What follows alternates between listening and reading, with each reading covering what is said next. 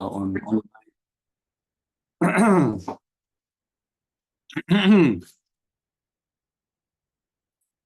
yeah, so this morning the session we start with recitations of the prayers praises to Shakyamuni Buddha, then few rounds of recitations of the Hasutra mantra,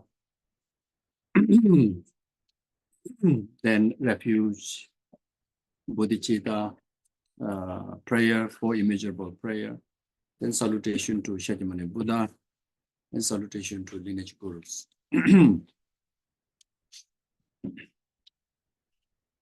Lama Demba Jumden de Deji Jaba Dajomba Yandaba Zobe Sanje Riba Don Shazu Demba Devara Jeba Jide Jemba Jivu Deve Galo Juva Lana Lada Menam Ye Demba Sanje Jumden de Bejawa Shaja Duba La Shaze Lo Shede Jas Che Wo Lama Demba Jumden de Deji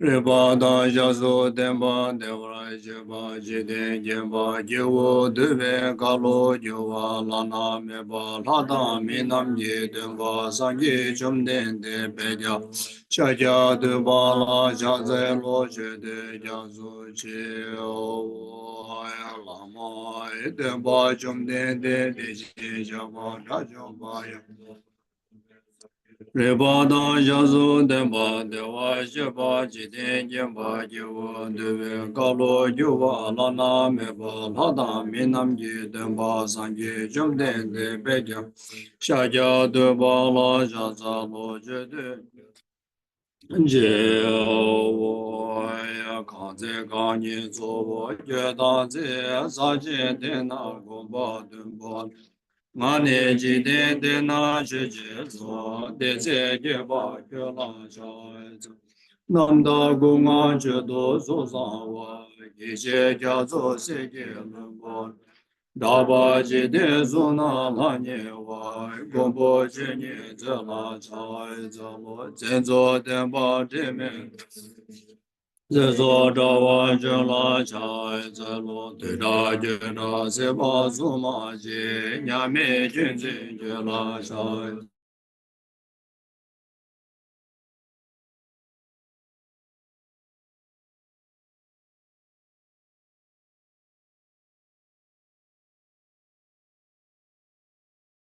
Jeve mezo le doji jedo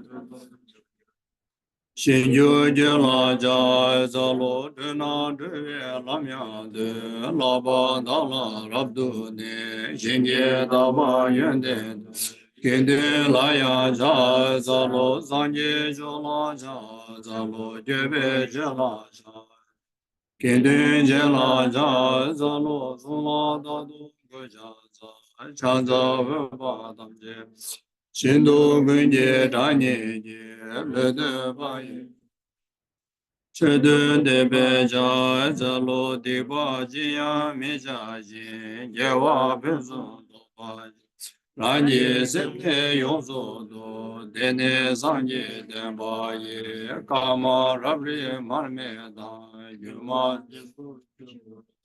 Milan lodan dinda bo de je jona de darada sanam de tamje zeba ye boba dene geje dadu gada nada jive labdu sebe zole roba roba jo Ayada omo gade para sam gade bodhi so Ayada omo gade para sam gade bodhi so Ayada omo gade para sam gade bodhi so Ayada om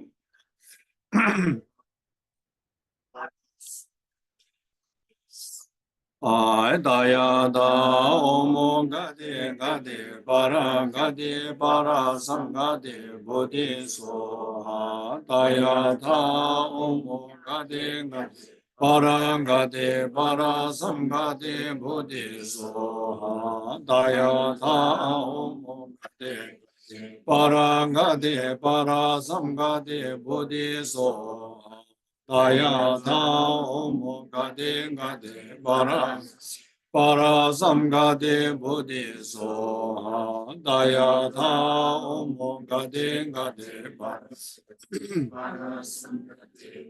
soha daya tha om gade gade para samgade bodhi soha daya tha om gade Parangade parasamgade bodhi soha daya tha om gade gade parasamgade bodhi soha daya tha om gade gade parasamgade bodhi soha daya tha om gade gade parasamgade bodhi soha Taya da omo gade para samgade buddhiso.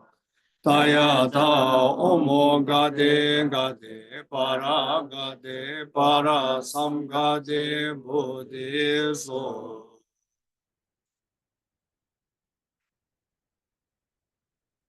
Sangye je dan zo ye jana la.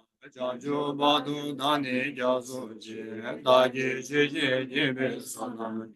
Dola benje sangye rupara jo. Sangye je dan zo ye jana la.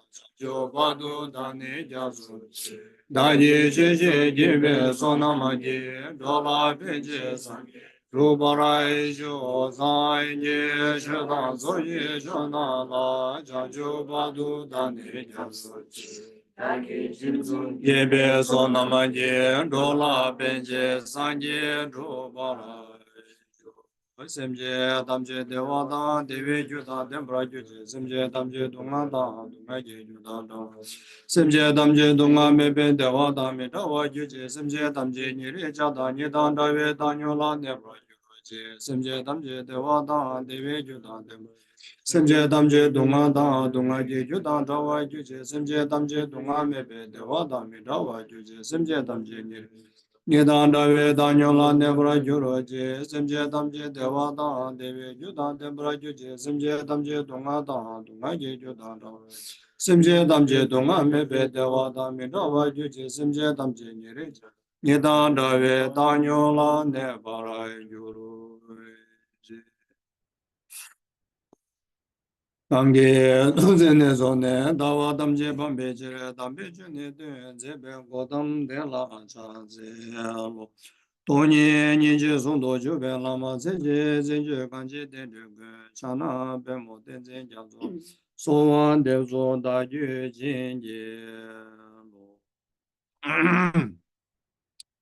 Ôi giai diệm bệ nhị rồi niệm Đàm ai niệm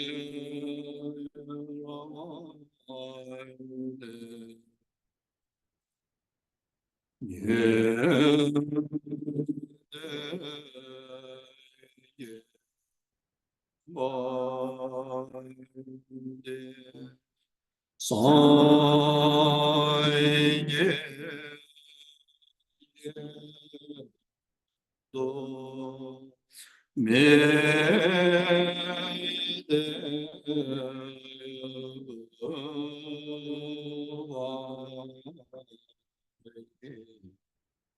đôi mưa nam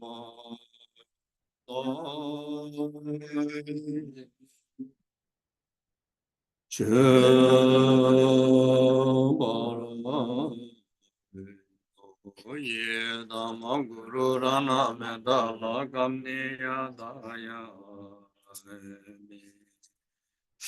Okay, thank you.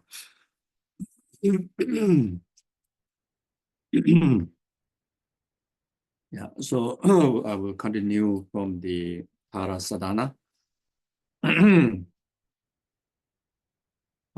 So the purpose of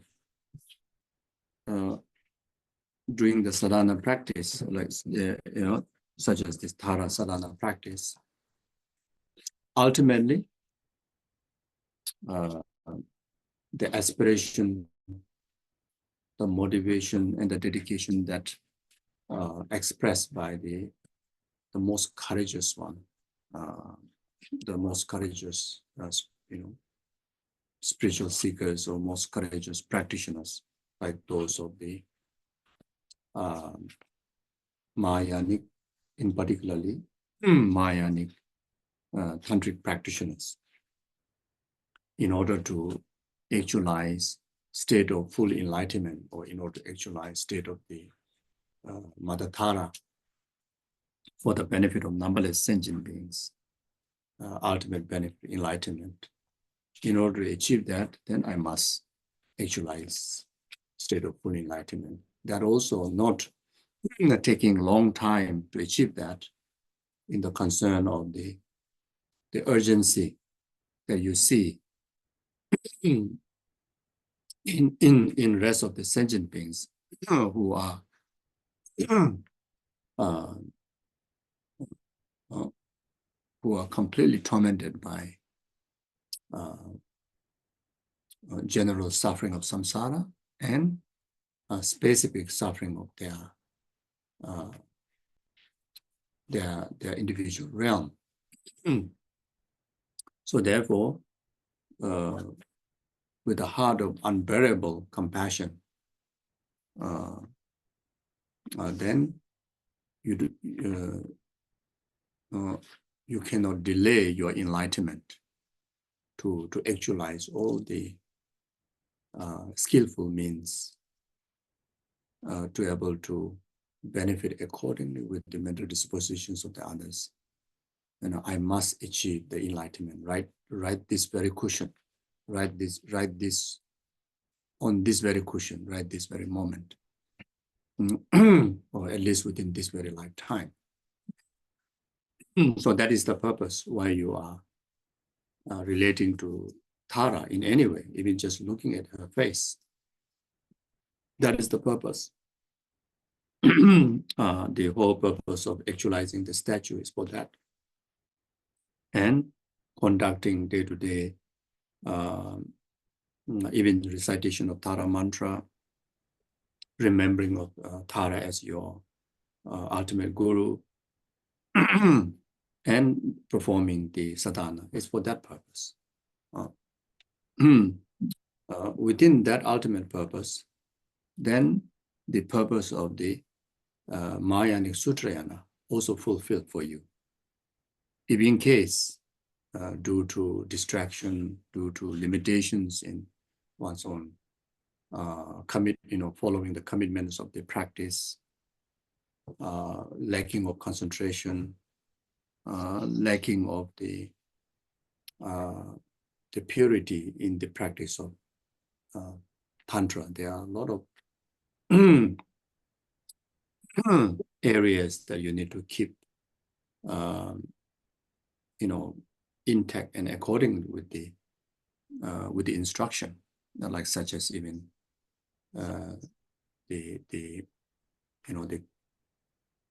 correctly recitations of the mantra and the sadhana and the visualization, etc. If in case, if there's any limitation, then even it takes 3 countless eons of life or time in order to achieve the state of full enlightenment. And the purpose of enlightenment will be achieved. If the first choice didn't happen, second choice is, make possible. And that is the purpose of practicing it.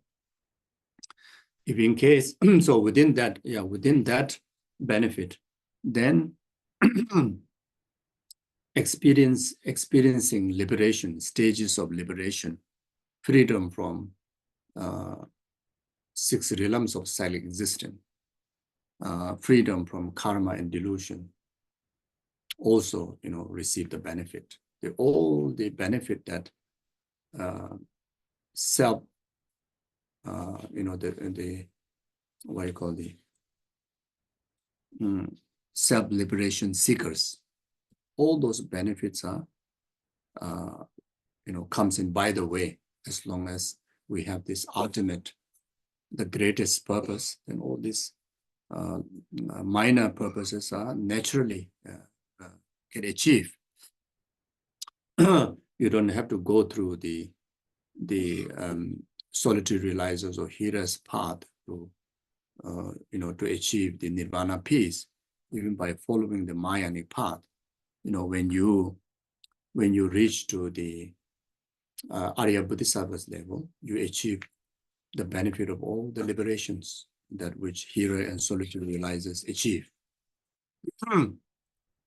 Then within that, the benefit of the small capable beings path, such as overcoming, being reborn in 3 lower realms, and being born in the higher realms, that naturally, receive the benefit. As long as you have this greatest purpose, then it is for sure that we will not, go or born into lower realms. We will definitely achieve higher rebirths, and in human gods or demigods, and even in the God realm, there are many stages. Even in the human realm, there are many different kind of human realms. Some humans are born in a barbaric land. Some humans are born in a conducive environment. To continue to practice the Dharma. Here, whether you're going to be born in the God realm, or whether you're going to be born in the human realm, you will born favorable environment, like such as what we have. We call the precious human rebirth. If you go through Lamrim, 10 endowments, 8 freedoms, these are the conducive condition, make your life so meaningful. Can you imagine what can be meaningful than meeting Tara? Unbelievable, isn't it? How many billions of people don't even hear the name of Tara? Even they're born as a human being. And you see, so from this angle, from other angle, if you understand, these few people here is a highlighted one, is the most fortunate, and such like that. There are others, but very few.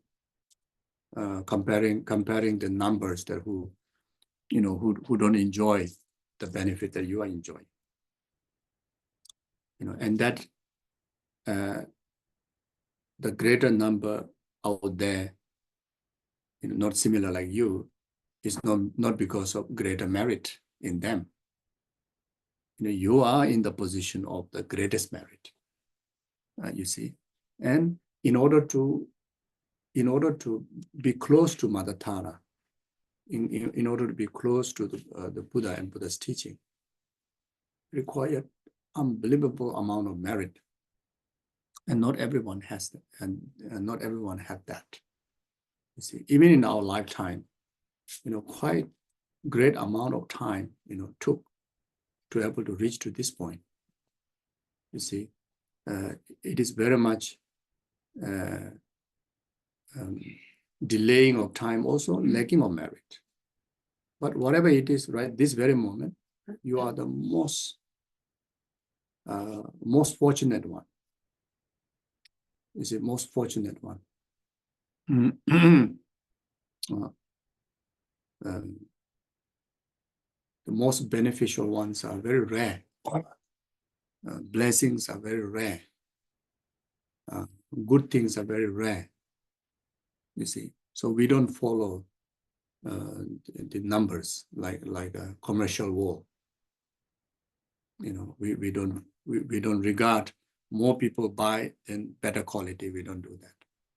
In spiritual practice, it count by the amount of merit that you have, and amount of the merit that whichever object that you're relying on, the higher the merit it carries, it requires higher the merit from your side to get connected, like the Tara, your connection to Tara, like that. So therefore, you are very much like each and every one of you, and such people are like a crown jewel of the human being. You know, it's truly an ornament of the world. Like a numberless times more precious than entire Tasmania filled with the diamond. And you know, if knowing you and getting entire Tasmania filled with the diamond, getting that, you know, knowing you is much more precious, much more valuable. You see, so that's the fact. You see, so all these benefits of, you know, the favorable with filled with the meritorious conditions will be achieved.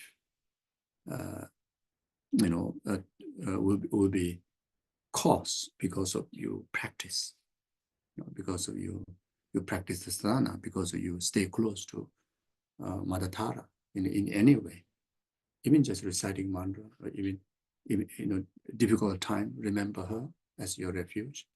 You know, good time, share your happiness with her. You know, it's from her side, she never leave you alone. From her side, she's in every single moment and every single atom of your existence. You know, she's there. And you just have to remember, acknowledge that. You know, don't kind of like reject her, but she's so beneficial, so helpful, so helpful in the most difficult time. Is the most reliable companion, most reliable protection, most reliable guide. Mm.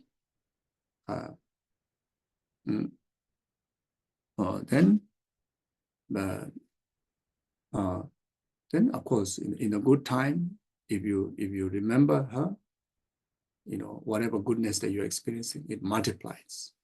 It becomes great, you know, great bliss, and abundance in the merits.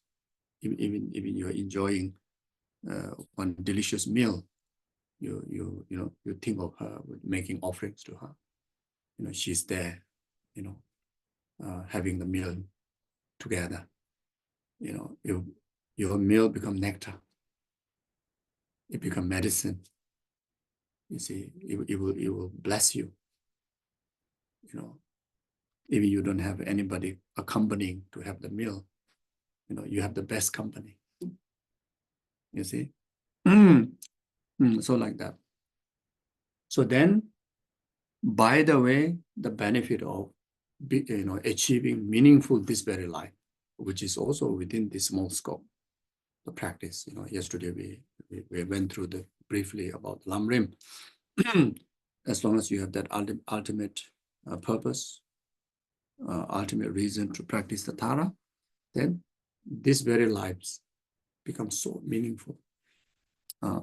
Even you don't think about future lifetimes benefit, because you have this ultimate purpose of enlightenment for benefit of all sentient being. You naturally create all those causes to actualize, you know, the benefit, as all the benefit mentioned before, you know, you actualize, you know, you see. So this is not just a nice thing to talk, you know, to hear. This is a real thing.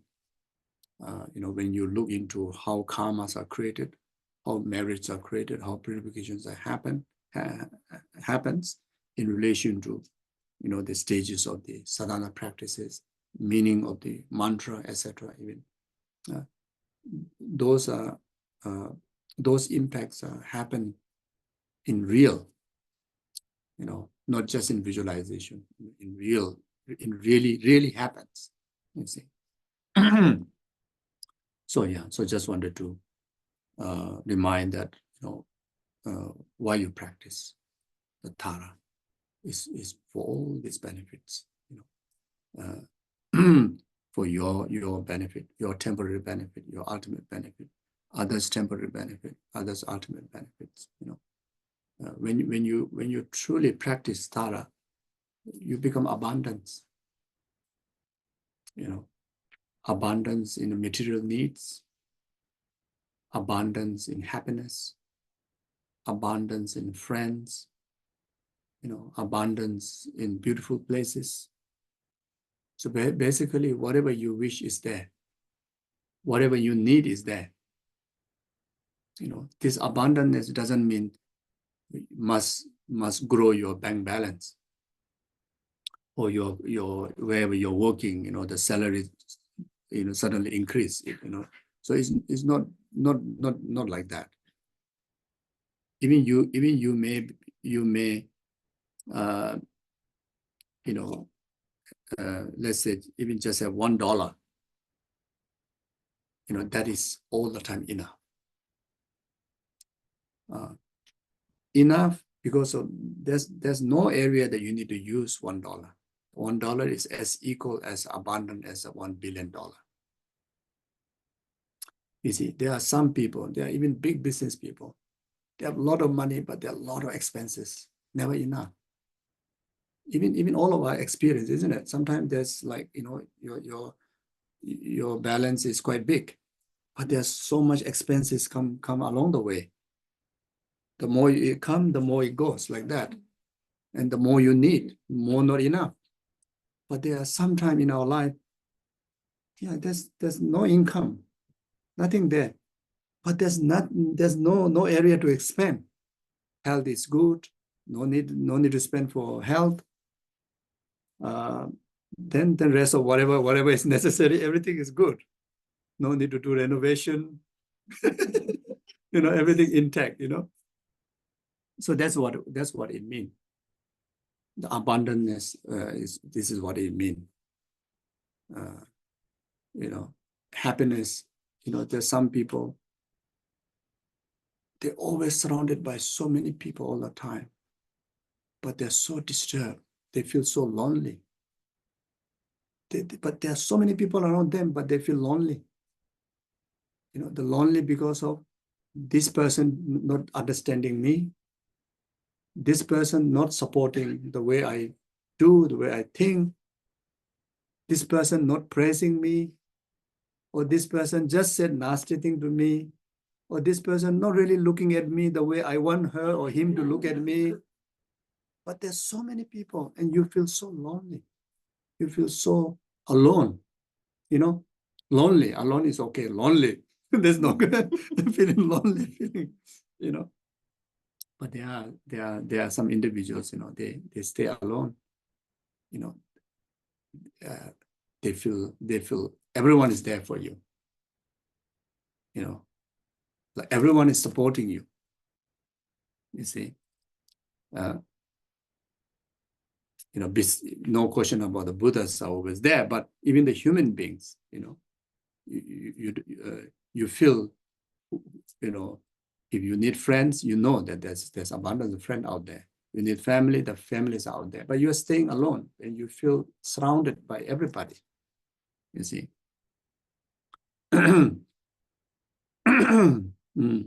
Like that. Then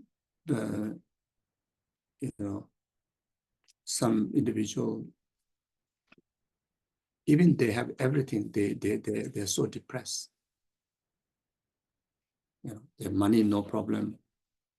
They have complete family. Their health also okay, doing fine. And you are in quite a nice country, but your heart is filled with depression. So unhappy. You see negativities in everything, limitations, everything. You feel your life is worthless, meaningless. and that is poverty of happiness. This is the individual experiencing poverty of happiness. You see.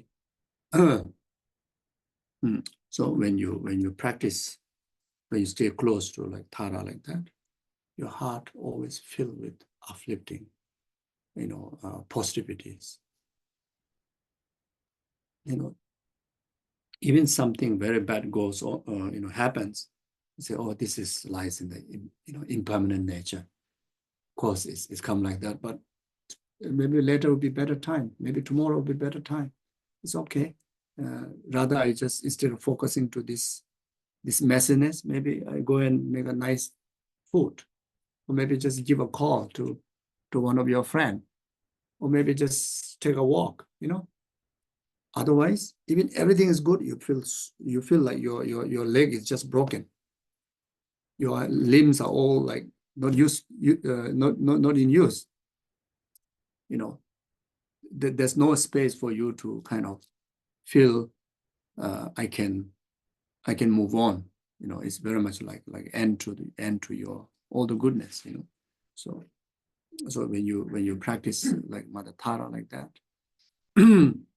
any form of Dharma, but then especially Mother Tara being Buddha of activity, she involved in all our activities, mental activities, physical activities, verbal activities, So whatever activities of our senses happen, whatever we see, eye senses, seeing object is activities, hearing activities, you see. So when you stay close to Tara, whenever you see something, you see something positivity, or you're able to interpret in positive meaning, you see. Otherwise, the moment you see something, it becomes something to complain. Then for hearing, for feeling, for thinking, for taste, so everything, if you practice even more intense, everything becomes divine. Or even at the beginning, the first initial practitioner, you will be blessed to see everything positive. You're able to relate everything positively like that. So all these are benefits. Yeah. So then when you perform this sadhana, if you like to also engage some of ritual resources to make it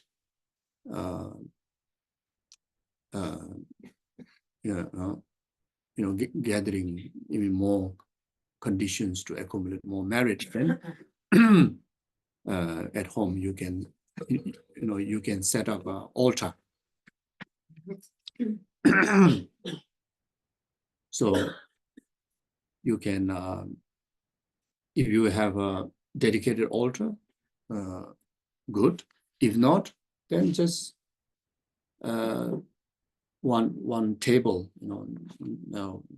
at the corner, wherever. It can be in veranda. It can be in the garden. It can be in the living room. But it can be even in your bedroom. You can at the corner. There's one table. Then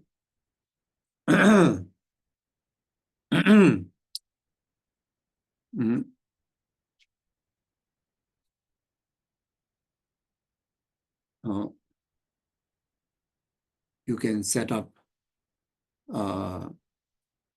Usually we call torma, ritual cake. So you can also offer. You can use fruits. You can use biscuits, cakes.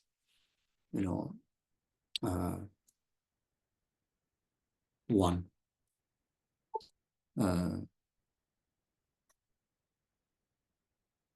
If you want to do even more detail, then you can order a cake that which is free of alcohol, free of any meats and alcohol. and also free of what you call the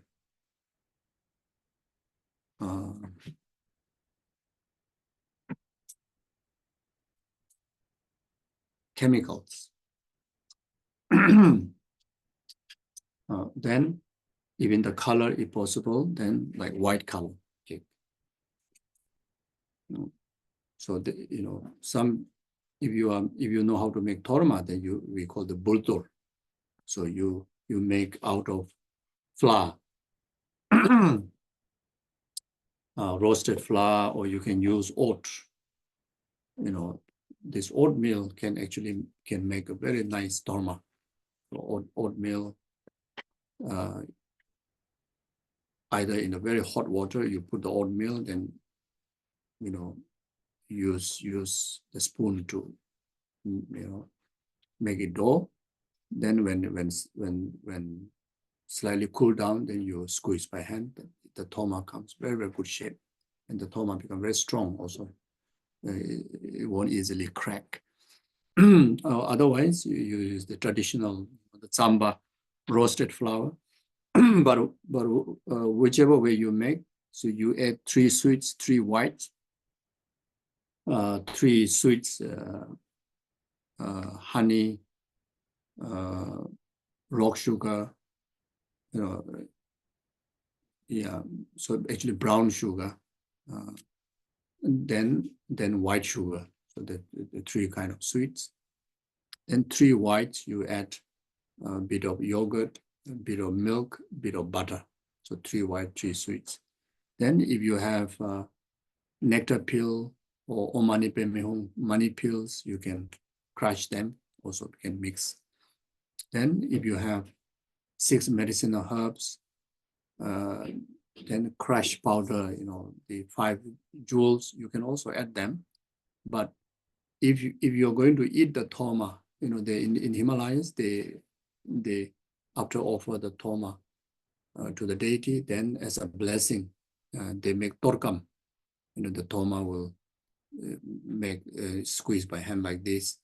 Then they dry, then they eat. So then if you want to eat, then then shouldn't mix the jewels, the crushed jewels, because it's like a stone, so it's not good. So you can still put the jewels, beside the torma where you put. But in the West, it's the easiest. You can make a cake, you can bake a cake, or it's okay, just fruit, any kind of fruits. Then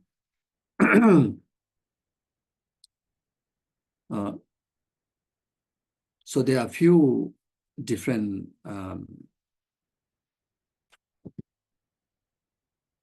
Tara practice.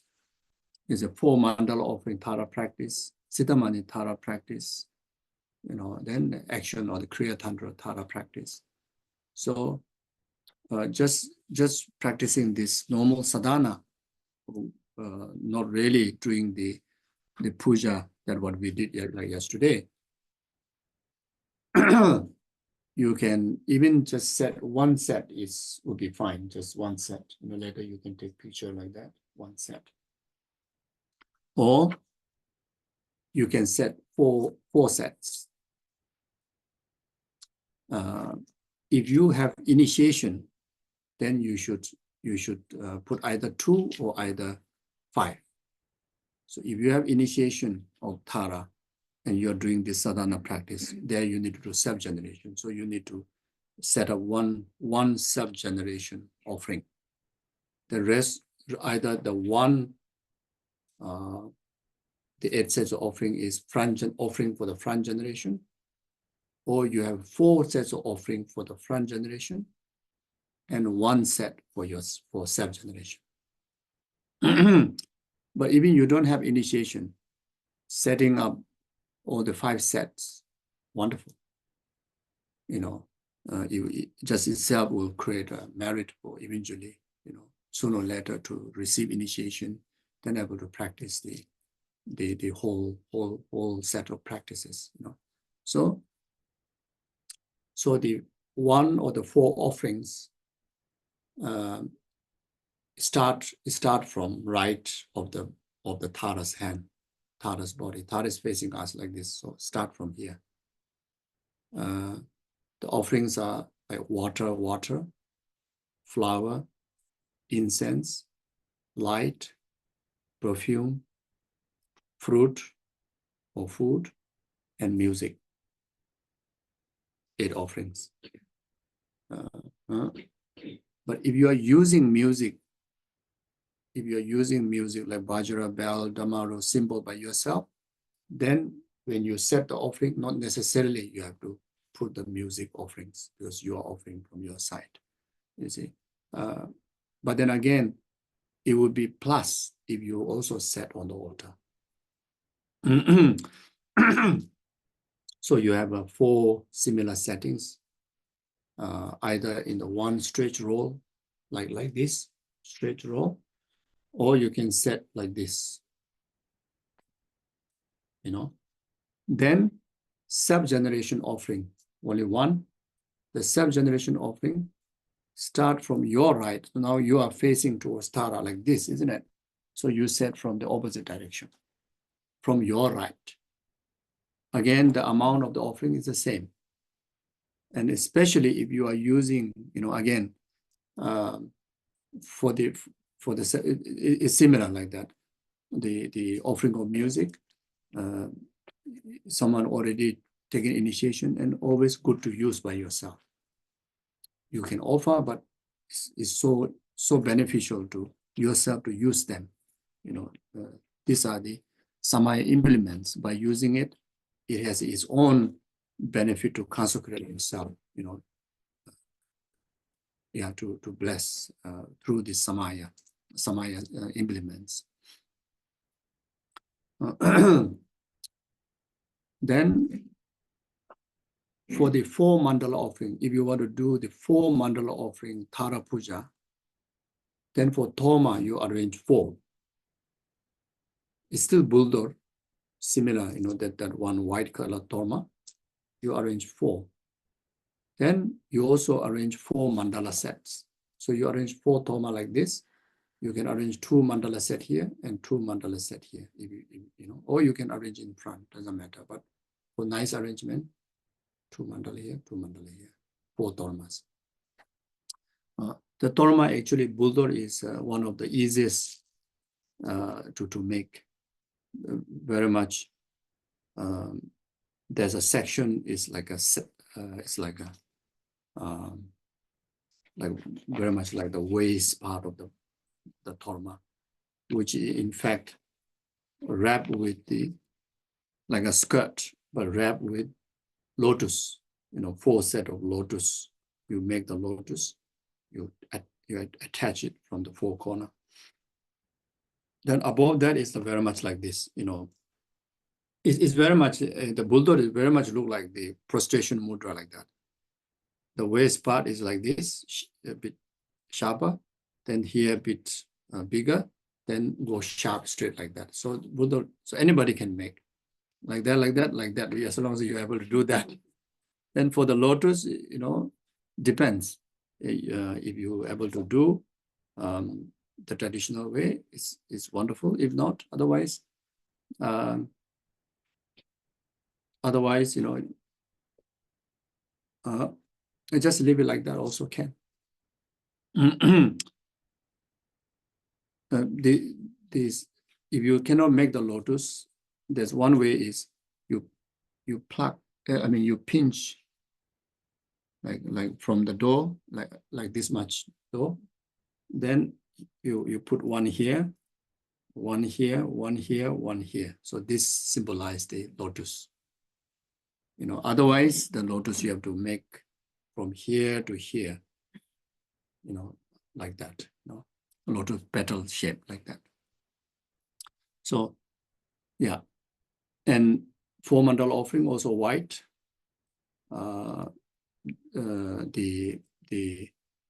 Some tradition, the Chitta Manitara, they asked to put the red, but mostly they also offer the white Toma. So these are the things that if you want to set up any altar, then if you have a statue or picture, then you display, as a front generation, then all the tormas and offerings goes here. As for the container, you can use any sort of container. Even if you don't have a proper water bowl, you can even wash all the bowls, soup bowls. Wash properly. You can offer them if you don't have proper water bowl. But if you're able to dedicate specifically, and some more, if you're able to get something to do with gold, copper, silver, brass, crystal, that would be even wonderful, because the offering bowl itself is precious gem. So that also become an offering. So otherwise, glass bowls or even plastic bowls, so whatever you have. So the reason I'm saying this is sometimes because we don't get exactly the traditional one, then we don't do the practice. Then there's a lot of time you miss the opportunity. So that's the only reason,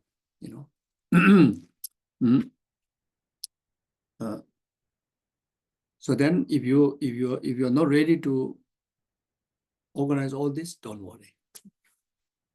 Just from your heart. That's the most important. But if you exercise the offering, there are the unbelievable benefits. Even just to arrange the water bowl, there's a great meaning. It's very much like meditation guide. The water bowls, cannot completely touch to each other or not to that far. There's around size of rice or wheat grain, the partition between the two water bowls. So really to train the mindfulness, then when you pour the water, initially very thin, then at the middle, a little bit thick, then end with very thin. Then try not to make like too much sound. There's a lot of mindfulness training just alone that can be very helpful. So the first water is for drinking. You offer for drink. It's very much you want to invite the front generation deity, self-generation deity is as like a guest for you to perform many activities like 7 limbs of practices to accumulate merit. So they are like a guest. So first one is like drinking water. When you guests come, first thing you give a welcome drink, isn't it? Then the second one is to wash the feet. The guests, this is the Indian culture, when the guests sit down, then after that, they will use a warm water to wash the feet like that. Then after that, then flower offering, then incense offering, then many form of light offerings. Then after that, they even, offer the perfume. I think in the ancient time, I think they even offer massage, I think. So you put all the aromatic oils, medicinal oils, so similar like that. And then food feast. Then after that, dancing, music, isn't it? So similar like that. But in spiritual practice, it carries even more meaning, much more, greater purpose, not that limit to that culture only, but it has a greater meaning like that. And you can permanently set these offerings like that.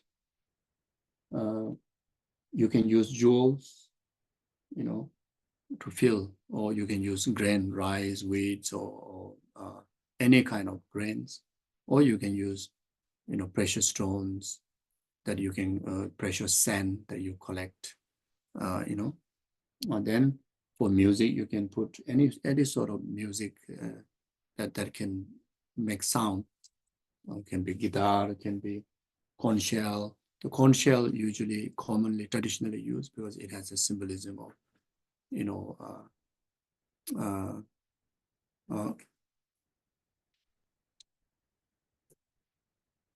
uh, creating auspiciousness to reveal the Dharma, grant the blessing.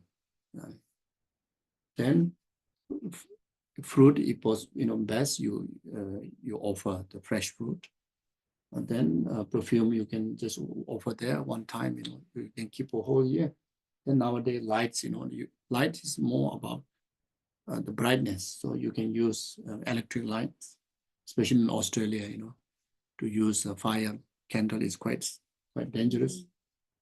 Like incense and flower, you can offer fresh, or otherwise flower is also more for the eye senses. So as long as it's beautiful, you can even offer the plastic one, is okay. You see. So and then water, if you cannot offer daily the water bowl, then you can get like a mineral water bottle like that. So you can if you can keep there for even one whole year, then maybe once a year you can change. But if you're able to do every day change, freshly offer, and this is an opportunity for you to accumulate merit. So they are like that.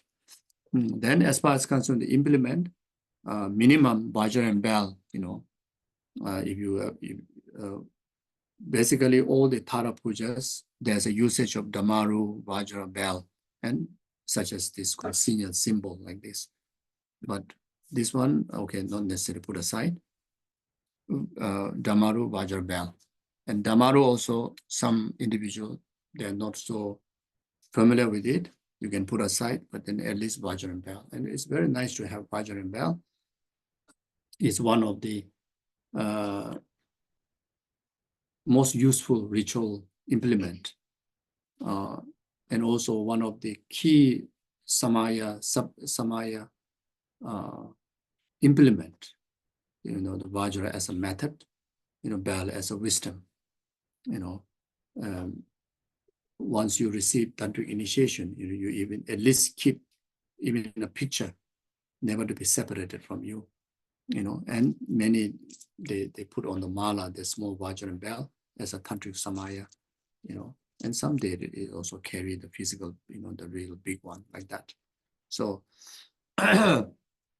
then if you do Tara Puja, then you need a nectar, either the saffron water or black tea, or you can use, the clear alcohol like a whiskey. Then you can put, you can get a nectar pill. If you can't get, then you can put at least dusicheme or money pill, which is quite easy to get. You can add that in. So whenever you recite Om Ahum, then of course Vajra you hold in right hand, bell you hold in left hand. So then you use ring finger,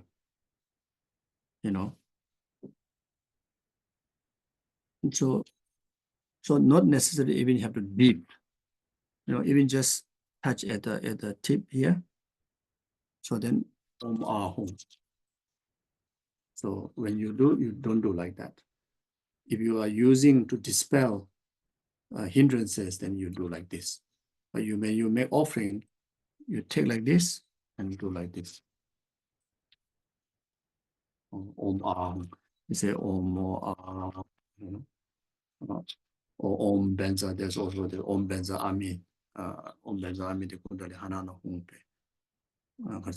Or Om Ripyu de Danana Humpe. So it's the same. Om Benza Ami de Kundali Hanana Humpe. In Tara pujas are mostly Om Benza Amite or Om Ahum. So you can do that. So if in case, again, if you don't have that, and you actualize through visualizations, and you can still do the mudra. So whenever you say Om Ahum, you do Om Ahum. And if you don't have Vajra bell, you still do Om Ahum. You can still do that. You know? Okay, so now I will read a little bit through the sadhana.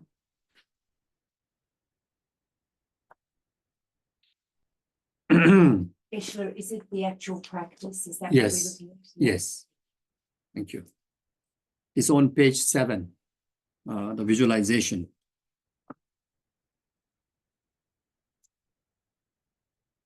Thank you. Mm. It's not in this book. It's the short green Tara Sadhana. Yes, It's online. If you didn't have the full mandala set, what could you use that something for all together? It's not for that. Can maybe in the plate, you know, like normal plate. You can use that as a base. Then you can just fill up some jewels or fill up grains, like in the rice, flowers, whatever, you know, you fill up 4 sections. Yeah, you can also use all the complete sets of mandala, or even just one ring, or even just the plate. Then you can also use like 5 heaps. You just put a little bit of rice in the middle, then the 4 direction, then just leave there like that. Or you can also use a torma. You know, you can just make a small, look like a bulldog, very small, right? Like when we do the mandala offering during teaching, like similar like that. You can stick torma on the 5 spots. You can also set up like that. Yeah. Or otherwise, maybe even 1 jewel, you know, like yesterday in the mandala set got 1 jewel. So you put 1 small bowl or plate, and you just put there in the 4 sets here. Okay, so the visualization on the page 7. So this is and accordingly to let's say suitable to any practitioner, whether you are initiated one or non-initiated one. And but this guidance is mainly, you know, considering for those who can practice even without initiation. So so above the crown of my head, you know, our head, I visualize a lotus and moon disk. So when you visualize lotus, commonly mentioned 8-petal lotus, but not necessary. The important is very vast, extensive, and beautiful. You know, so vast that you can host entire Buddhas and Bodhisattvas of the 3 times. So you can visualize like that. Then the shape, yes, you can visualize like the lotus. It's very much symbolized like the mother's womb, you know, where you're going to actualize the you know,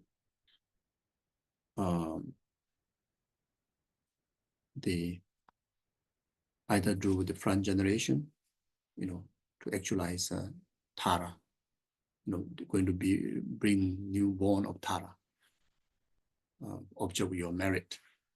Or if to do with yourself, arising into Tara, also start from lotus. It's like yesterday I explained briefly. The lotus very much serve like the womb, where the baby is going to form, isn't it? Similar like that. Then mundis. When you visualize mundis, again, vast, extensive, bright, but very soothing. You know, so that kind of feeling. You know, so when you actualize front generation or self-generation, certain certain sadhana, there are lotus, sun dish, moon dish, three. Here is lotus and moon dish. So, so the lotus symbolizes as a wisdom. The moon symbolizes as a method.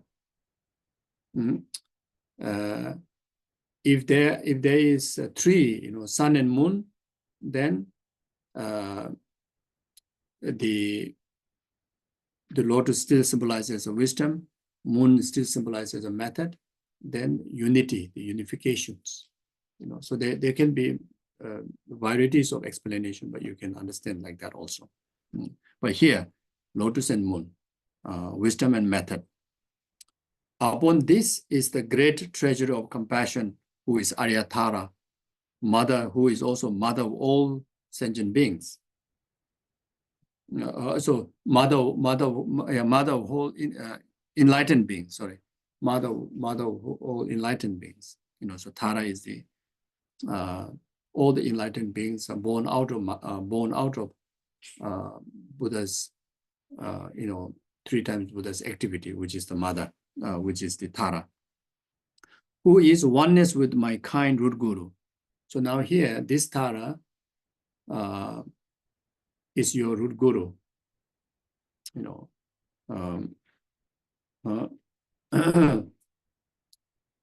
So there's a visualization of either you visualize in the form of guru, who is oneness with Tara, or you visualize Tara, who is oneness with your guru, with image of Tara on top of your crown, but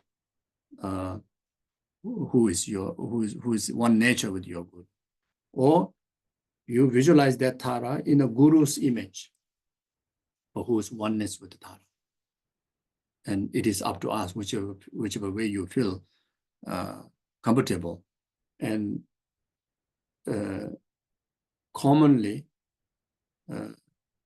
any practice, whether to do with deity yoga or any common sutric practice, if you bring into a guru yoga practice, conjoined guru yoga practice, regarded one of the cheapest way to drive the blessing. And for that purpose, there's a greater benefit of visualizing in guru. Not just oneness of guru, but Tara in the guru's form. But the nature is Tara. So that meaning all aspect, even the visualization, the image also in a guru. So all aspect become guru yoga.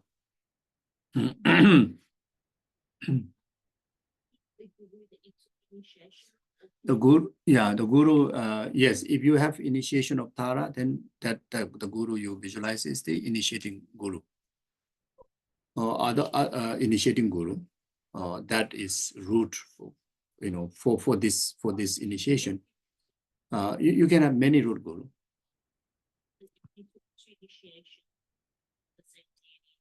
You can visualize one who is most easy to visualize. Whoever come first, and whoever arrive first. Don't be biased, okay? Just accept. Then the next one, you see one entity. If you are visualizing one image, but the two guru, so the second one you understood as a one entity, one same nature with the guru that you're visualizing. Who arrived first. Now, who is oneness with my kind root guru? My guru is seated in the full lotus position within the transparent bubble of rainbow color light. Is pink in complexion and wears saffron robes and painted hats. So this particular sadhana, you see, is now you are visualizing the guru's image. You see, even though you're visualizing Tara on your crown, but in the form of guru, in the image of guru, in your visualization, it's your guru, and in the fully ordained aspect. And there's a great meaning in that. even the initiating guru may be celibacy, lay practitioner, celibacy, lay practitioner, not a ordained sangha. It is still beneficial to visualize and relate as a fully ordained sangha for your benefit. Because in order for oneself to accomplish the path, you need to observe all, most beneficial observe three precepts, three type of precepts. So the individual liberation, the complete individual liberation precept, usually the only ordained, or fully ordained sangha, the aspect, able to observe it. So you will receive that blessing, So this is what exactly it says. My guru seated in a full lotus position with a transparent bubble of rainbow color light. Then again, you don't see that tangible, body with, flesh and bones and bloods, not like that, in the light form.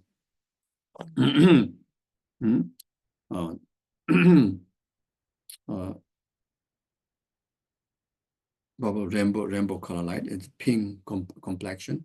It's very much like our look, our face look, the color, more pinkish, like that. Then wear saffron robe, like Shakyamuni Buddha, like wearing this saffron robe. This one is called saffron robe. We call Chag, wearing Chag. And wearing a pandit hat, like Lama Tsongkhapa, the pandit hat. So again, there's a benefit of why you need to visualize wearing pandit hat. Then all the lineage of the Dharma, the both profound lineage, extensive lineage. Profound lineage is all the gradual,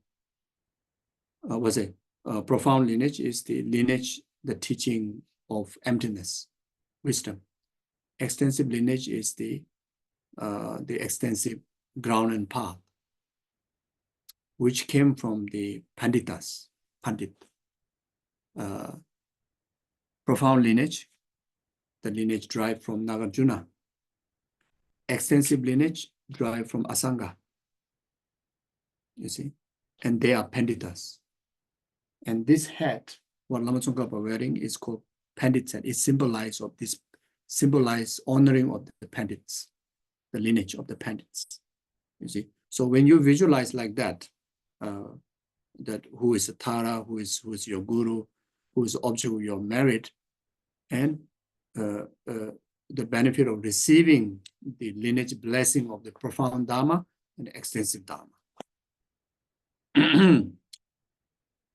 So his right hand is at his heart in the gesture of teaching of the Dharma. So like that. The gesture, this is the mudra, the teaching of Dharma, right at the heart like this. Again, is not Lama Tsongkhapa. So anyway, like that. And whole of Vajra, so like this. So like that. Whole of Vajra. Huh? Yes. Perfect. Yeah, actually, that's perfect. Perfect picture. Lama is always perfect. And hold the Vajra and a stem of white lotus blooms beside his right ear. So holding the stem of the lotus, and it goes like that, like the Lama Tsongkhapa there, like that.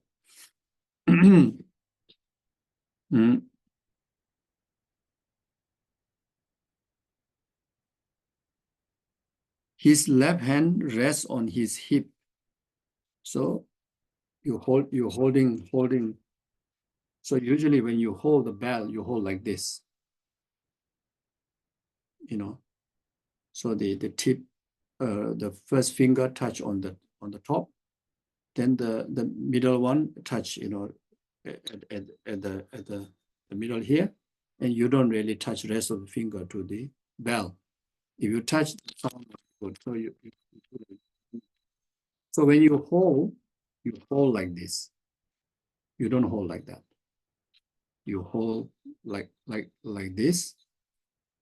You rest here, not here, not here. You know, right here. This is called the hips. Yeah, right here. So do like this. So like Lama Yeshe, you can see from the picture.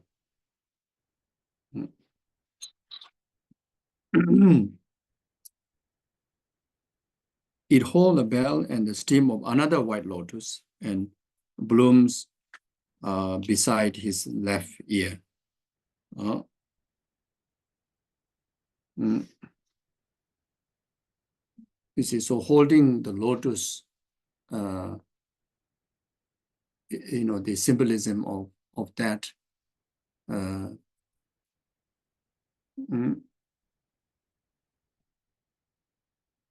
You know, lotus are born from the mud, but not stained by mud. So you actualize, you know, you actualize whether do the self-generation, front generation from the conventional, you know, element, which is ordinary element, but then unstained by ordinariness, who is divine, like Tara or the Guru whom you visualize is a divine, you know, not stained. The base where you actualize is, you know, using our ordinary mind, using the ordinary elements. Then when you visualize yourself as a deity, you still arise out of this ordinary base.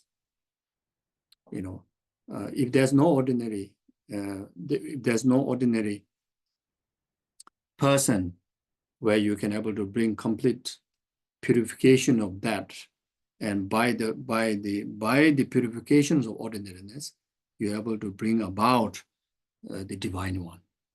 If there's no ordinary person before, then there's no arising of the divine one within you as a self, as a deity, isn't it? It makes sense. So something like that.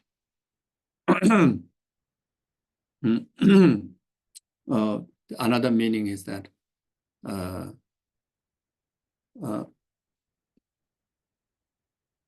you know, the samsara is like the mud. Then along the journey of our spiritual practice, we have to practice on these ordinary aggregates. But you actualize unstained by the worldly concern. You know, you actualize all the practices, including it is a result without, you know, without influence or contaminated by the worldly concerns, you know, conceptual contaminations. You know, everything you achieve the pure result, you know, pure achievement, like the lotus, you know, like that. Then at my guru's heart now, that visualize guru's heart is Aryatara in female aspect, green in color, seated in dancing posture with a rainbow bubble. So now the Tara, this Tara, you visualize in the Tara's image, which is at the heart of the Guru. You have just visualized it. And exactly you look at the Tara's image, look exactly like that, all the physical characteristic, you know. The dancing posture is, even though it's a sitting, you know, the right leg bit stretched out, left leg, you know. So when she happened to stand up like that, it will look similar to all the offering goddesses, dancing goddesses, you know. Like when you dance, then one leg like that, you know, like that, isn't it? so like that. So that's why I call dancing posture. Then also in the light form, not tangible. Her left leg is bent up and her right leg is outstretched. You know, so that's the posture. Her left hand is at the heart, her heart in the mudra symbolizing the triple gem and holding the stem of the blue upali flower.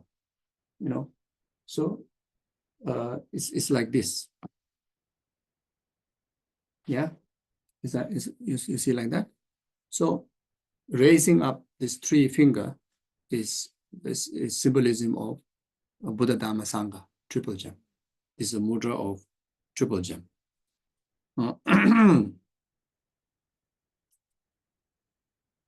Then blue opal flower, one of the purest, rarest, and medicinal. It's saying that this opal flower blossom once in each time when the Buddha descent. One of the fortunate Buddha descent, then one opal flower blossom. So very much maybe look like that. Excuse me, set it up there. Yes. So it's in blue color. So it's over there is they write exactly, the color also, the blue, a bit like green. Something blue. It's a blue color, blue opala ngombo. So the color of the flower is blue. Her right hand extended over her right knee is in the mudra of granting sublime realization. So holding the hand, and this is granting the sublime realization. So you can even visualize, someday when you visualize, as if this one is like directly touching to your head, like granting the sublime realization onto you like that, bestowing the initiation onto you like that. She is beautifully adorned with the jewel ornaments and scarves, and at her 3 places bear the syllable of Om Ahum. So Om at the forehead, Ah at the throat, Hum at the heart. So Om is white, Ah is red color, then Hum is blue. So again, in the light form, if we don't manage to visualize the actual letter, so then there's like a whitish light, reddish light, bluish light, and that is the syllable of the body, speech, and mind of the Tara. At her heart is the lotus and moon seed. Now at her heart again, Tara's heart is the lotus and moon seed on which stand the radiant green syllable Tam. So it's again at the heart of Tara, lotus, mundis, then the syllable Tam. Now this Tam is green color. Again, you remember the letter, wonderful. If not, green color, green light energy, and that you regard. This is the Dharmakaya nature, the essence of the Tara, and the same essence that you're going to achieve in your future Tara, your resultant Tara. The potential you also have now, even as an ordinary person, which is sameness as a Tara, sameness, oneness as Tam. You see, so in the ultimate nature of the Tara, ultimate nature of yours is sameness, one entity. The conventional, the nature of Tara and your is, it's still there's a separation, the separateness, but you see, your ultimate nature is nothing less. How to say? There's no lesser than the Tara's ultimate nature. Can I say like that? Means same, isn't it? Because the reason is saying, even a philosophical discussion, there's a big discussion, because one is enlightened nature and one is ordinary person's nature. How can be same? So there's a debate. You see, so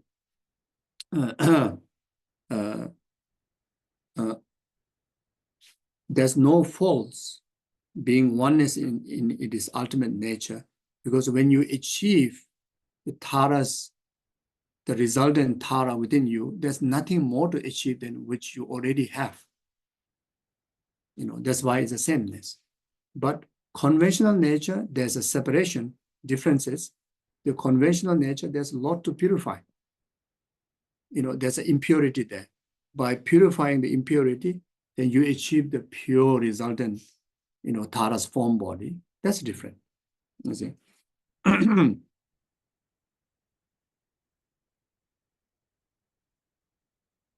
Oh.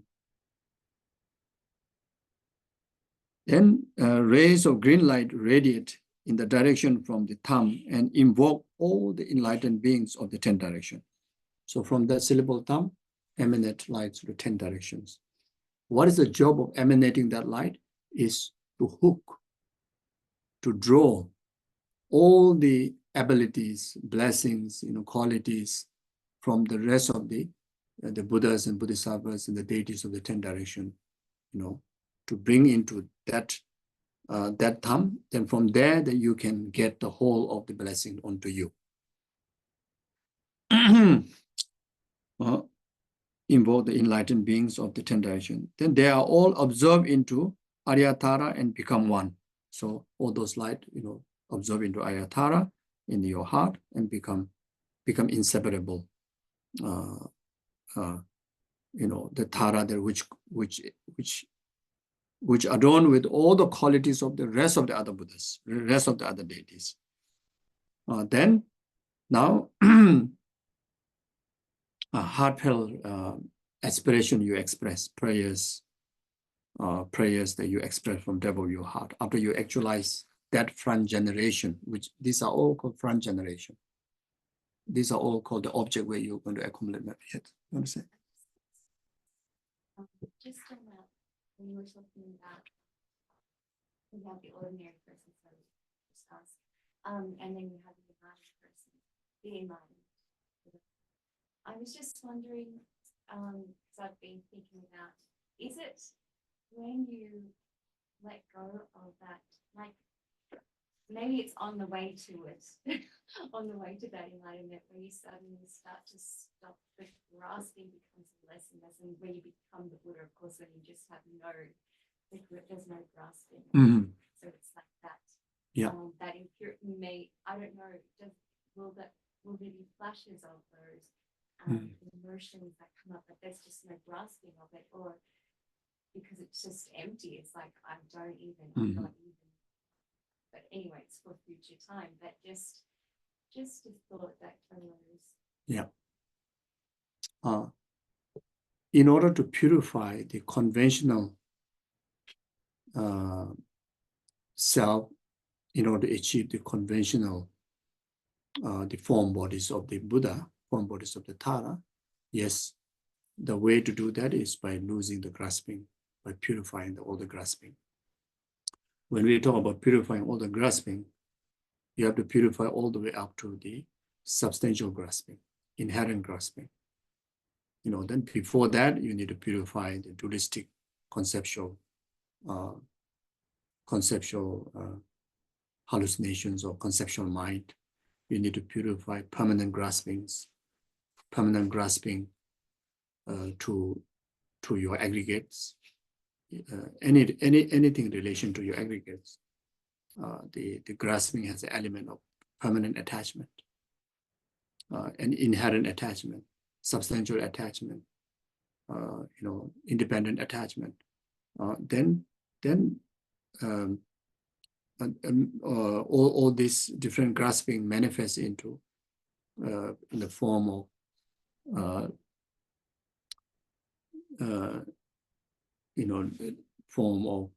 different form of delusions, root delusions, secondary delusions.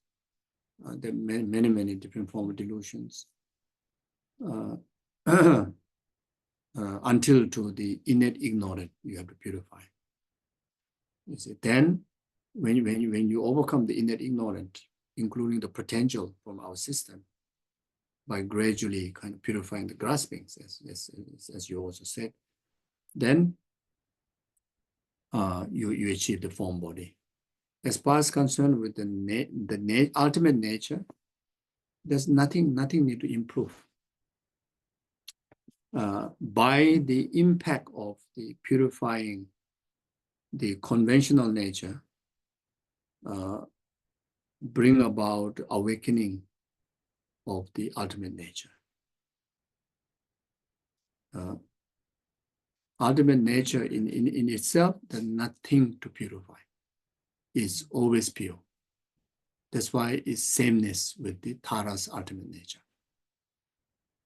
So what we need to work it out is in the conventional, but working out with the conventional, purification on the conventional nature, the wisdom has to be the key player. The wisdom of emptiness is the key player. So even though wisdom of emptiness, again, same nature with the ultimate nature of ourselves, you don't utilize wisdom of nature to very much to something to be purified of our ultimate nature. As I again mentioned before, there's nothing to purify. So like that. Okay. Then to make heartfelt prayer. Please remain above my head until I receive enlightenment. Wow. Yeah, so like that. Then after that, then you do refuge and bodhicitta. Now you are very much taking refuge in reliance on the front-generated Tara, who is also Dharma, not just Buddha, but who's also Dharma Sangha. Now Tara is whole of the three. Okay, now you are taking refuge. Did you say front, sorry, Geshe, in front or still here? So that's called front generation. Oh, I see. This one also front generation. In front also front generation. Nice. Yeah. Okay. Yeah. So then he said, I go for refuge until I'm enlightened to the Buddha, the Dharma, and the Supreme Assembly. By my merit of giving and other perfection, may I become a Buddha in order to benefit all sentient beings. So you recite 3 times, and you can also take time to meditate. By my merit of giving and other perfection, you can do a gleam meditation on the 6 parameters. Then you see how much yourself engaging in those practices. You see. Then from there up, then very much reflecting on the qualities of the Tara and thinking, reflecting on the history, even about Tara herself, extensively engaged in the practice of 6 perfection, then eventually she become Buddha. Like the Geshe Dawa, the ordinary lady, exactly like us, eventually, such as following exactly the instructions of the Buddha then, and engaging extensive practice of like generosity, etc. She able to accomplish all the 3 countless merit, and she become liberator, Tara, isn't it? So it's now you see how much you are following the footstep of Tara, like generosity, material generosity, generosity of positivities like Dharma, and most importantly, generosity of being in the service of alleviating suffering of sentient being, or generosity of being part of the celebrations of the sentient being's happiness. Then morality, how much individual liberation precepts you're practicing. Am I practicing as, am I practicing refuge precept intact or not? You look into yourself. How many of the 5 precepts I'm practicing? How much I'm mindful about concern of the life of sentient being, then etc., like including of lying, stealing, sexual misconduct, intoxication. If there's limitation, now restore them. You divert your, how say you you improve your practice, isn't it? Then, am I ready? Am I already practicing Bodhisattva vows? Some of us may find that not yet at all. I have not even taken Bodhisattva vows. Then aspire to take, because I want to become Tara. Without that, I won't. And some of us, we are in a position just taking inspirational Bodhisattva vow, just to practice in motivation, but not really engaging in action. Then you now inspire yourself. I must take engaging Bodhisattva vow. I must engage in the practice, not just cultivate in thoughts, motivation, Then you understand, the how essential of the Tantra, the Tara Tantra, without which, without like Citta Tara practice, enlightenment is not possible. So I must, get permission to enter into the mandala, able to practice both generation and completion of Tantra by observation of pure vows, pure precepts of the 5 Dhyani Buddha. So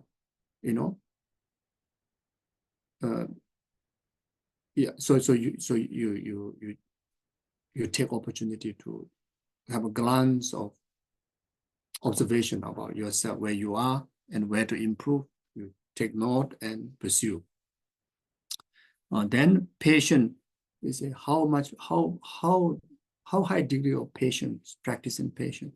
Is when patient enduring hardship, in benefiting sentient beings. Benefiting sentient beings, being service in sentient beings, not easy. Just yesterday, one of a student, taking care of a mother who is not only aged, but mentally was so mentally dimension, very difficult situation. It is like completely in the stage of burnout. You see, not easy, so much hardship. How much you're enduring, you have to check it. Helping people is not easy. And helping even those whose mind or body tormented by suffering or pain is even harder. You see, so if you are burned out, now you recover by the inspiration of Tara, strengthen the paramita practice of patience. If you haven't done such extensive work of service of others, whenever opportunity comes, delighted to perform them. You see, and if at least support those who are doing those practices. You support them. You support them at least by, acknowledging what they're doing and appreciating and be thankful and say, you are doing great. At least that word, is needed. You be the Tara. You be the Tara. Those who are going through difficult time, especially those who are in service of others. Say, I admire you so much. I know it is so hard, but you are doing unbelievable. It's very much like a Bodhisattva. And we as a human being have a nature that we need to hear, to boost our energy if it's doing something good. And we also need to hear if something doing bad, you have to tell off, Otherwise, they won't realize what they're doing, isn't it? So like that.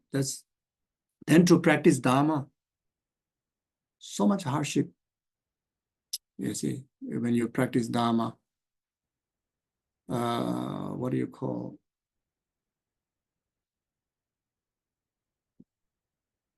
I think in the women, they say menopause. This can be quite challenging. Is that right? Yes. Then I think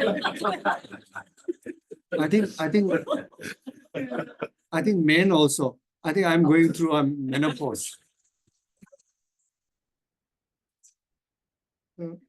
I just wonder, there are so many things physically. It's like, it's like quite a, you don't know, you didn't broke your, like my arm, I didn't broke my arm, but the pain is wow, but then sometimes goes here, sometimes goes here, sometimes goes there, sometimes goes there. So there are a lot of issues because of the age. I think my age is like menopause age. So you see, yeah. Okay.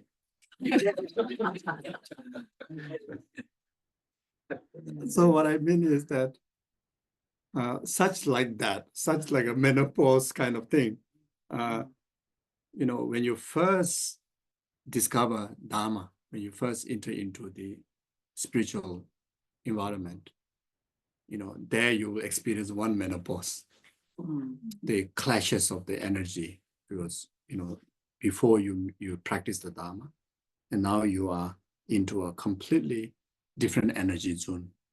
And there are quite many, they become even worse than before. Before you meet the Dharma, you are quite stable. After you meet the Dharma, that particular time, you become a bit unstable, you become a bit lost, more lost, because of the energy clashes. And there, you really need to be in the right environment. You need to nurture it by inspirations. Otherwise can slip away,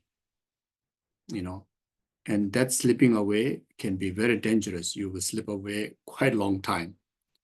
Very hard to return back, so it's not like the moment when you meet the Dharma, everything become perfect. No. When you first time meet the Dharma, maybe that's the real crisis happens because of the clash. It's a good thing, but you need to know it is a good thing. You simply know that you are transition to a very, very different, energy, higher energy, positive energy, So that, then you practice patience there. There you need patience. So now then after that, then you start to take some commitment like refuge, the precepts. Each time you take higher precept, there's a clashes happens.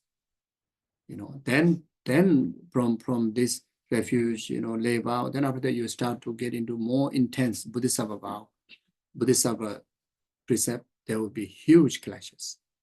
It's a big move. Then you get to tantric, it's huge. Some totally go wrong, because they slip away. But then if you have the right environment, you nurture, skillfully, carefully, then the transition is so beautiful. Then once you fully transit, then you can take off. Take off your flight to enlightenment. The transit is, even our normal transit is also not nice, isn't it? Like when you fly around the world, I fly around quite often, and the transit can be quite nasty.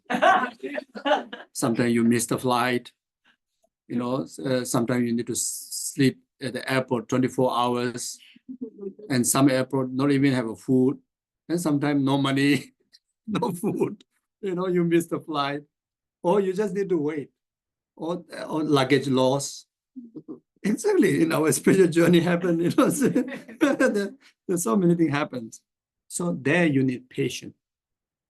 When you have practice of patience of enduring hardship, enduring changes, enduring, whatever inconvenience, then, your journey definitely going to be successful. So this is called, the practice of patience, enduring suffering. Then also when we practice good thing, good people are not much appreciated in the muds of samsara. You become muddy, you're highlighted, you're very good. Because it's already mud, so it's like it's so close to that, isn't it? You see, you try to be very clean, not many people recognize you, not many people appreciate you, you know. So you practice pure Dharma, not many people recognize you, not many people appreciate you. You see, you become a bit strange because it doesn't look like the normal common one, isn't it? So, so then even with the spirits, you know, when you practice pure, the spirits, the negative is, spirits energy is so negative, so they can't handle this positivity is happening. So there's a sense of obstacles, you know, the obstacles may occur. But when you know that, you are confident with the antidote you have, the Dharma, the virtue, then there's no worry about harming. Otherwise, these little disturbances, you become more superstitious. And the superstitious is like an invitation card to the spirits, you know, to the obstacles, you know, you become, you know, spirit don't come to you only when you, they come only if you send invitation card.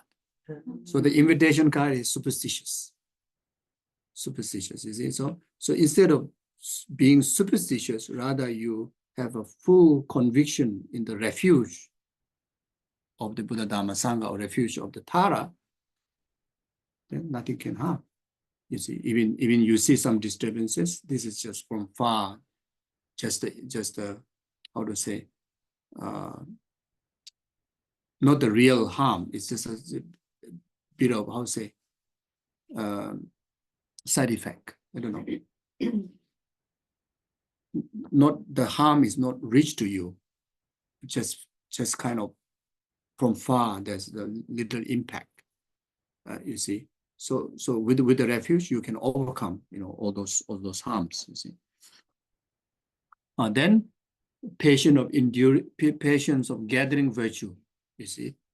So you know now you check how much virtues you're gathering, how much precept that you're practicing, you know, how much sessions you're conducting, you know, how many mantras you accumulated up to now, how many retreats you accumulated up to now, you know, how many lamrim that you have read, how many times meditation you have done. All this, when you do this, you meditate, you check. And anywhere that you need to improve, you adjust it, you know. So this, so the patient, you see, patient, then patient of being in the service of sentient being. So this is a third level of patient, you see. So like that. Then joyous effort, you know, the joyous effort being in the service of sentient being, joyous effort in gathering virtue, you know. You see, these are the different efforts. Then concentration, you know, concentration very much, you know, where you are, you know, what is the level that you reach, the capability of getting control over your emotion, control over your mind. So concentration is all about capability of getting control over your mind. You see, when the emotion arises, you know, how high level of ability that you have achieved.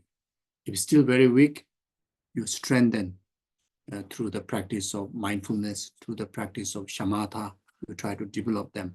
So more the shamatha, more the single point of concentration you develop, then more the ability to able to control your mind, control even outer elements, you know, control many of the situations, you know, by yourself. You see, then wisdom. Now wisdom, you see, firstly, you know, how much losing of your graspings about the ego-centered self. You know, how much losing of the grasping of permanent towards our life, our body, our likings, our dislikings. You know, you check. You see. Then how much are you detached? You know, how peaceful. You know, what degree of peacefulness that you have achieved up to now, from the losing of graspings of of permanent grasping, inherent grasping, those confusions, those distractions, we check, you see, first in relation to our own identity. How much of losing of worldly concern about self? Are you still like hungry for name? Are you still like concerned about you have a good name, you're so happy, you have a little bit of criticism, unhappy? Check it out, if someone praise you, you feel so good. If someone's, don't praise you, you feel offended, or even criticize you, worse. You check. We experience every day in that kind of environment. See how stable you are. You see? Then there are so many things we want to achieve in life. But most of them didn't achieve. Are you still missing them? Or you are like, you are completely okay, you don't mind. You're so peaceful with that. You're harmonious with all the things that you didn't achieve in life. That's a sign of how much losing of your grasping. There's so many situations that comes in your way. You want exactly this way, but it doesn't happen. And you get offended, you get upset. Now you check. The moment you want something from someone and someone says no, you had the wisdom. Oh, there may be some reason. I respect the reply. Say no. And you just move on, and you just enjoy the peaceful state of acceptance, isn't it? But in many cases, we don't do that. We still carry on. Why this person said no to me? Why? Like until you come to a point, you go to face, why you say no to me? And did also be to kind of like forcing aggressiveness, So that shows complete failure in the wisdom, But everything you accept. Yes, you pursue something. Yes. Even you're pursuing enlightenment didn't happen. Let go. You just do what you need to do, which is accumulation of causes, which is accumulation of merit, purification. Don't worry about enlightenment. Yes, you want enlightenment right now. It happened, well done. If it didn't happen, okay, move on. You don't have to say, oh, then, like practice didn't help. Oh, this teacher says, you practice Tara, right on your cushion, you get enlightened. It's all lie. This is, I've been practicing for 20 years. It's still not happening. You say, oh, Tara is real there. So he lied. Tara never speak to me, just quiet. Never even move. Even don't clear the dust that comes onto the face. I need to clean. You may think like that, You see? So even that, you need to have a sense of detachment. Meaning you need to have wisdom, to understand the reality. You see. So this has to happen, And there's so many things we want to get rid of from us. The physical inconvenience, mental inconvenience, whatever inconvenience they may be. And if you have more wisdom of emptiness, then you have a more awareness of the karma. Oh, this is due to my past karma. I created the cause. Now I experience the result. And some more you have a wisdom. How fortunate. If I delay experiencing that karma, now karma has a power to multiply, increase in every single moment. And even the slightest form of karma can become a huge karma that can result unbearable suffering in the hell realm. I'm so lucky. I don't have to experience in the hell realm unbearable suffering. Now I still can bear, I still can take Panadol. It's still okay. I can still move, So I'm so lucky. All this is impact of the wisdom. So we have to check how good we are. What is the level of our capability to transform our experiences. If good thing happen, no attachment. You celebrate, but the celebration is over. There's no sense of, oh no, this should carry on all night. The drum is so good, the sound, what the cocktail, isn't it? Cocktail or juice or whatever, Coca-Cola or whatever, so good, carry on, but it's not happening. So when it's going to happen? I need to wait one more year? In another birthday? Like the sense of misfeeling, you fail. The moment stop, that's it. That's it. Now you enjoy the present moment and you look for, you enjoy the present moment. Don't even look for the next, So then also like places, wherever you are, you really never attach. You completely live in the present. Completeness is there. It's like all of us here, like your home. Okay, I talk too much. So, but then when this this retreat over, we should enjoy wherever you're going to be. You could be your home. Don't attach here. Don't even attach to this Tara statue. You have to build this temple in your heart. You see, you have to build the Tara statue in your heart. That's the whole reason we came here, to build the temple in your heart, build the front generation in your heart, then build the sub-generation also in your heart. And wherever you are, you have the whole complete the environment to carry on. Like I enjoy so much I during this time with you all. And I want to enjoy that all the time. And if I'm able to create that in my heart, I'm able to carry on that everywhere I go, wherever I am, you see. And when next time when I have another karma to be here, and I will be happily be here. And to say, oh, I already built a temple here. Now I don't need to see this Tara again. Not like that.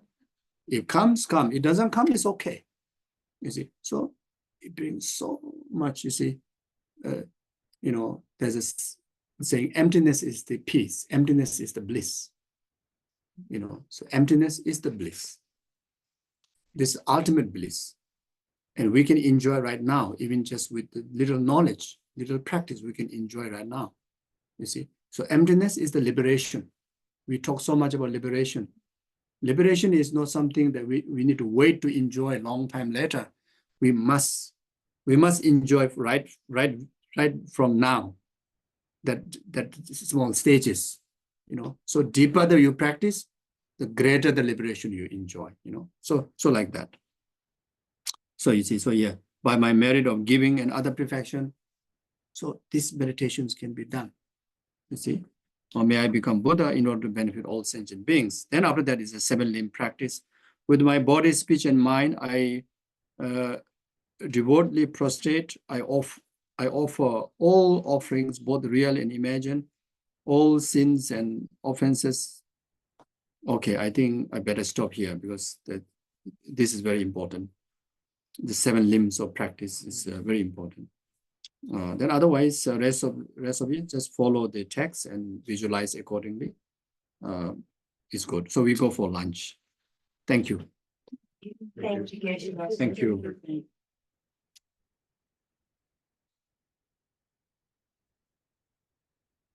Sa shi pe ji jo shen men do dam ri rab le shen yin de yin ba de san je shin do mi de bu wa do gu nam da shin la chu ba ra sho ye dam guru ra na men da kam ne ya da ya mi chan ju sem ju rim bo je ma je ba nam je ju je je wa ni ba Ondo pewarai jo tongni dawa rinpo che ma je panam je ju che je wa nyamba meba kone gondo pewarai jo rimye dawa rinpo che ma je panam je ju che je wa nyamba gondo pewarai jo. Thank you. Oh yeah, food offering. O lama sanje lama che deje lama gendun de kunje che bo lama namla che ba omo ahum Thank you. Thank you. Thank you.